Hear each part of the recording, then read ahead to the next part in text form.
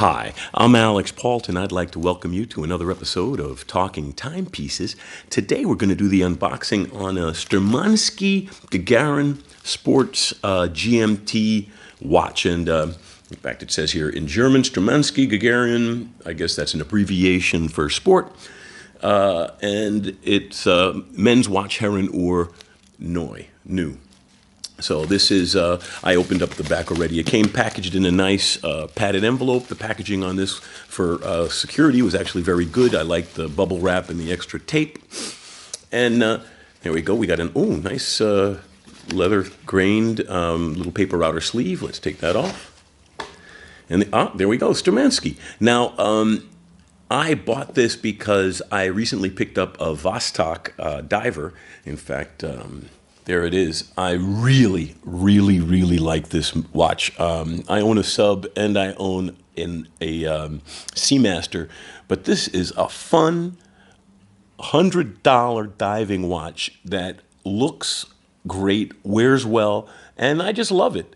I mean, I'm not going to get rid of the sub or the Seamaster, but this is totally going into heavy rotation. It's a great watch. And so because of my positive experience with the Vostok, I figured Sturmanskie is the premium brand, or at least it was during the Cold War, because Sturmanskie watches were given to officer graduates at the various Soviet military academies as a graduation present and as a service award.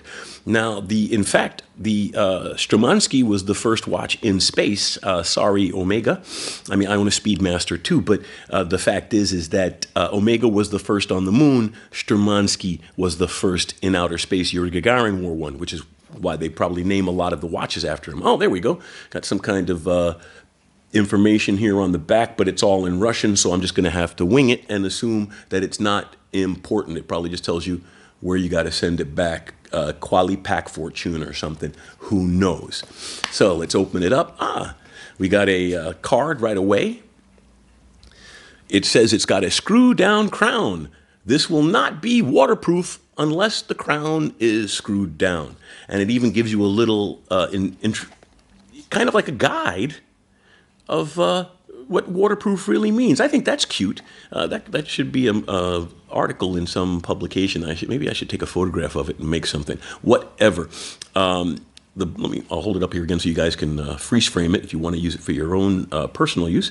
But I think that's cute that they explain a little bit about waterproofing, because some people don't think, and a lot of people actually leave the crown unscrewed, and that damages a lot of good watches. So there's the watch. Oh, nice package. Let's finish with the paperwork, and then we'll move on to the watch itself. Yep, there we go. See, Sturmanskie Gagarin. This is the manual, okay? And it's your standard manual. Explains a little bit about how it's the first in space, the way I had mentioned. Some other aspects. And now this is a multilingual user manual. The only reason I'm pointing that out is this is important, and not enough manufacturers think about the stupid necessity. I shouldn't say stupid because people want to use watches, but most people know how to use watches. But unless you have an international multilingual instruction book in your packaging and you have an international product, it has a reason to be rejected at customs. I recently ordered a Boulder Meteorite GMT, and it got sent back at German customs because its owner's manual was only in English. Now, under normal circumstances, that wouldn't matter, but since we're going through a trade war right now, they're not in a very open mood to grant dispensation to Americans trying to ship stuff into the country. So, multilingual user manual highlighting the Sturmanskie history, and gives an address and a phone number and the URL. Here's one more. It looks like it's almost a supplemental instruction, but it doesn't really show the watch. It shows just a standard three-hander, but one area is highlighted. It's actually explaining in German the stunt where you take the watch. It's done often with the Vostok. It's pointed out.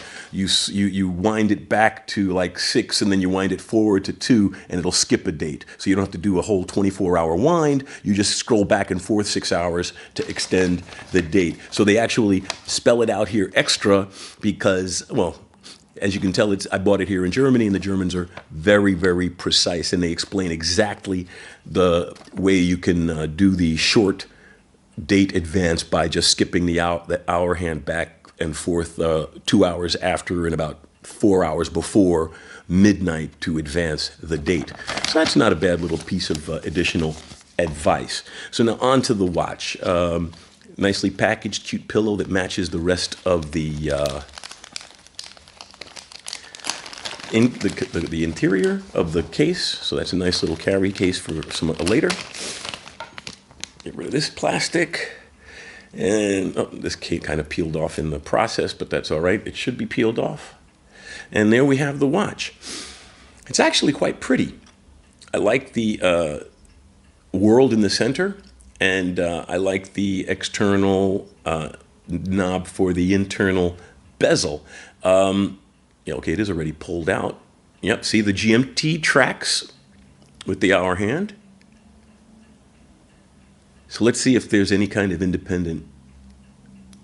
No, there's only one pull, which actually, there we can wind at the 0 state, so you can hear that. Put it by the microphone. Let's pull it out again. And as I said, the GMT hand tracks, but since they don't independently set, this is actually just an attractive day-night indicator, because most GMT watches where the hands track together give you an external 24-hour bezel so you can do the math for the additional time zones. In this case, it has a rotating inner bezel. Let's see, screw down, rotating inner bezel. And as you see, it's a 12-hour dial. It's a smooth inner bezel. It's not floppy or anything. It's a good, clean inner bezel, but it's only a 12-hour bezel. So I can do 2 time zones on this, but only because it's a 12-hour rotating bezel. This interior GMT essentially is there just to look nice, and I guess it tells you if it's day or night where you are, because it's useless for international calculations, because even if it had a 24-hour GMT bezel, it would be hard to do the math, but at least you could try. Whereas in this case, since it has the GMT hand is a 24-hour hand, and the rotating bezel is a 12-hour hand, yeah, that just means that this watch is a fancy day-night indication. The GMT function in this watch is literally useless as a second time zone tracker. So I guess this one's going back. I think I will pick up the 3-hand Sturmanskie Gagarin, because I do respect the brand and the watch, but this strikes me as one of the later models that they're trying hard to be more contemporary, and it's falling a little bit short. Now, if you just like the look, this is a very nice looking watch. It's a little thick for my taste. Let's see what our measurements are. It's about 14, 13 millimeters thick. And it's a 45 millimeter case. And lug to lug is 51, 52 millimeters. And it's not like I said, it's not a bad looking watch. Let's screw down the crowns. You know, it's not a bad piece, and I like their choice of the strap.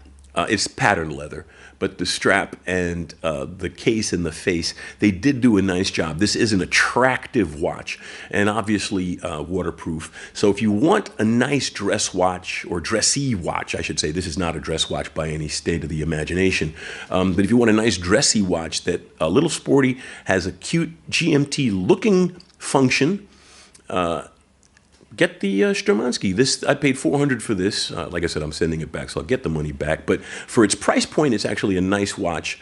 It's a good-looking piece. There we go. Let's look at the back. It doesn't have the standard two-part back, so you can tell this is also a later design. And it's got a very nice. It's a very nice looking piece. Not too thrilled with the red caps on the crowns, but in all, considering the price point and considering what you're getting, this is a nice watch. Not a GMT. I wouldn't call it a GMT by any stretch of the imagination, but it's a good sporty watch that'll give you day-night time indication and looks cool. So, thanks for taking the time to listen to me today, and well, we'll talk about something else next time. This is Alex Pault for Talking Timepieces. Have a great day.